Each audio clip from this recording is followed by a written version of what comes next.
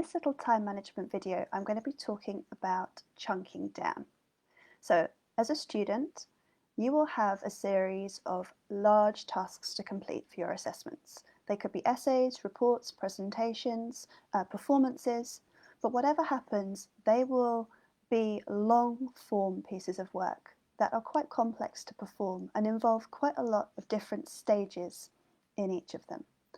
So the worst thing you can do probably is to write on your to-do list, write essay, for example, because that is not going to help you in any way. Plus, write essay is something that will stay on your to-do list for probably 3 to 4 weeks, which is going to be really demoralizing. So this is going to be thinking about how you can chunk down big tasks into little tasks, assign a time to them, and then plan accordingly. And also make sure that you can fit those tasks, those smaller chunked down tasks, into an already busy schedule so you don't waste any time. So a big thing, I'm going to use essay as an example, but you can do it for whichever assessment tasks you have. So a big thing like an essay requires two main modes of thought.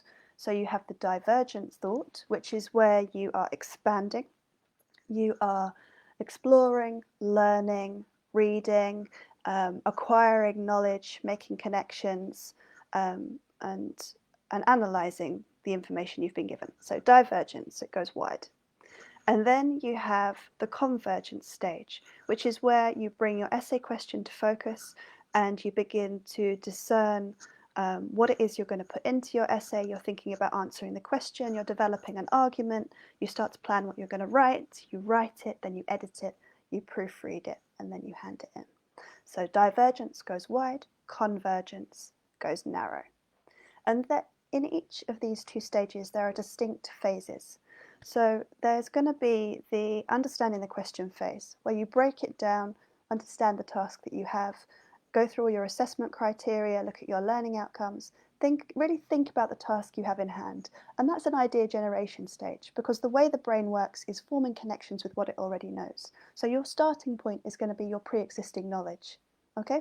Whatever you've learnt on your module, whatever you already know about the subject, things you've read. So that's going to be your starting point. And from that, you're going to be generating search terms to go off and do your research. So you might be entering those search terms into library search. You could be going directly to databases in your area of study. The next stage is to gather and select literature. So you're going to take time to do that. Now, the first two stages should be quite quick, maybe half an hour to an hour. So understanding the question, going over your learning outcomes, could maybe be as little as half an hour if it's obvious. If it's not obvious, it might take you longer. It's really key you do spend some time making sure you understand the question. It sounds crazy, but at least once a semester, I read a student essay that's actually a very good essay, but it doesn't answer the question, so it will fail. So it's a lot more common than you think. Really make sure you understand the question. If you're in any doubt, ask your tutor. The next thing is searching. Creating search terms is a really important part of beginning your research. And you can go and look up how to do Boolean searching. You can think about all the different databases you might access. You can go and do the Learning Skills Hub module on starting your research. And you can explore the library website as well, and your subject guides in the library.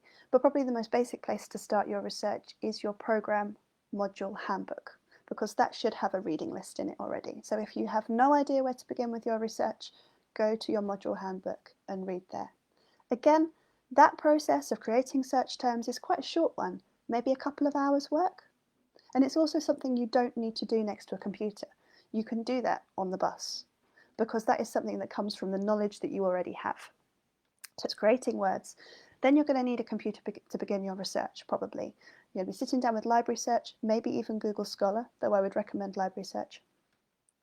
And starting to gather your information. Now this is quite a long process, because you could have, depending on your topic, a lot of work to get through. So this could take a few hours. The next stage is something that really is going to take you a little bit longer, and that's going to be sifting through the information that you have and selecting sources. Selecting the sources that you're going to start reading to begin building your knowledge, building connections, and forming your argument for your essay. Now, again, it depends on the subject as to how you approach this, depends on what your topic is, whether it's a methodological research paper or whether it's an argument-based one, in literature or history. Then you're going to have to spend time reading. Now, how long this takes is entirely dependent on you. So you need to have a realistic idea of what the average length of a journal article, a book chapter, or a web page is in your subject area, how fast you read, how long it takes you to read and take notes, for example, a 12-page journal article. Now, if you, in your selection process, come back with 10 journal articles, but to read, each of those are between, say, 12 and 20 pages long, and it's going to take you an afternoon to read those, so say 4 hours to read and make notes on one of those. You might be quicker, you might be slower, depends on the subject again, and what you're looking for. Then you have got yourself an entire week's worth of reading there. Okay, if you're going to read in detail and take notes.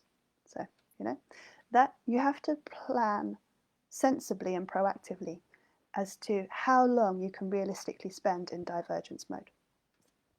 Now, you might decide that actually you don't need to read 10 articles and book chapters, that you need to pare that back and diversify your sources. That's absolutely fine, as long as you still have time to do that and the quality of those sources is good enough for an academic essay. So then you're scheduling your reading.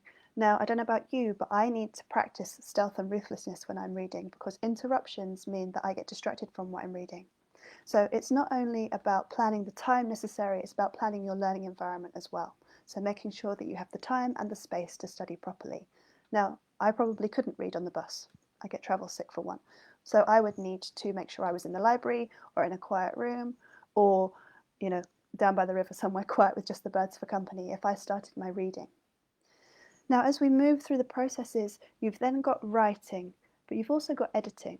Now, one of the things that I really recommend is to have totally focused writing time that is away from other distractions, even the internet, because what you don't want to be doing is mixing research and writing, or writing and editing. So dedicated time for research and note-taking, and when you come to your writing, you work from your notes, so you're not rereading original articles, searching for quotes and things. You know what it is you want to say. You have that in your notes that you've taken, and then you're writing from your notes. And you just sit and write. Don't worry about spelling mistakes. Don't worry about detail. Don't worry about page numbers for quotations or paraphrases. You just write. Anything that you know you need to check later, highlight it, underline it, do whatever you have to do to make it stand out and move on. There is this thing in writing known as the perfect sentence curse. It's when you get so focused on this one thing you can't that it becomes a mental block. So it's just move on, keep writing, and you'll be amazed at how much you can write in an hour doing that. The next stage is editing. Now, editing takes time, and a lot of people don't give enough time to editing, but that's a different skill entirely. It's about detail, precision, meaning, checking you have the right word, making sure you've got the right there, or there, whether you have an apostrophe in the its and its. Well, that's kind of proofreading as well. But that's the kind of stuff that is more about detail, more about accuracy, ensuring that you go back and check your essay against your question, against your learning outcomes, against your marking criteria. Have you done everything that's required of you to pass this assessment? And then finally, at that point also you're going to be building in your references. And then finally you're going to proofread. So all in all, how many hours do you have between now and your deadline to complete this task? Ideally, you want to finish 24 hours in advance so that you can sleep on it and do the final proofread, because we're not very good at proofreading our own work, myself included, and work backwards from there. So if you want to spend half your time in divergence mode and half your time in convergence mode, and your essay is due in 4 weeks' time, you have 2 weeks to spend in each of those times, but actually you also have to go to your lectures, you also have to work on weekends, you have to go home and visit because it's your granny's birthday, and you've actually got to eat, sleep and cook in between times. So how many hours do you realistically have? You might realise that actually you only have 6 hours a week in that time, so you have 12 hours for each of those elements.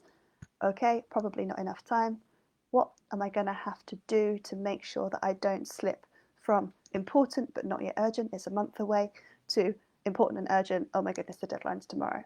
So this is about chunking down, assigning realistic timeframes to each of the elements that you need to complete your assessment, be it essay, report, performance, or anything else, and then dividing those into the realistic time available, but also making sure you take full advantage of little bits of time, chunks of time that you might have in between other tasks.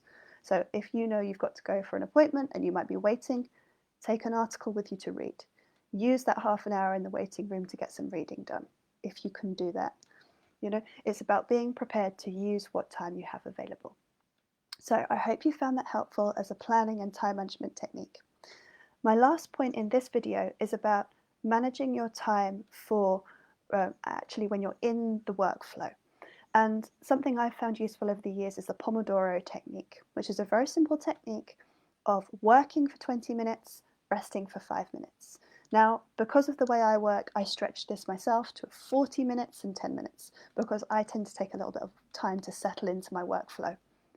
But you can adapt it to how you win. But the principle is longer period of work, short rest, longer period of work, short rest, and then every 4 blocks you have a proper break. In those short breaks, get up, move away from your computer, exercise, stretch, focus on the horizon, and move away, move your body, reconnect, take a deep breath, make a cup of tea, go to the loo, then come back to your computer, set your timer, and set off for the next section of work. Each section of work has a distinct goal that you want to achieve. If you don't achieve it, you begin to get an idea of how long realistically it takes to achieve that goal, that little task, and how many Pomodoros or how many rounds of this technique you're going to need to complete a task. So for example, you might need 4 Pomodoros of 20 minutes to write 500 words, maybe. But you might only need 2 to edit 500 words. It depends on how you work. But have a realistic idea of how long it takes you to do particular tasks, and then scheduling and planning your time becomes a whole lot easier. Thanks for listening.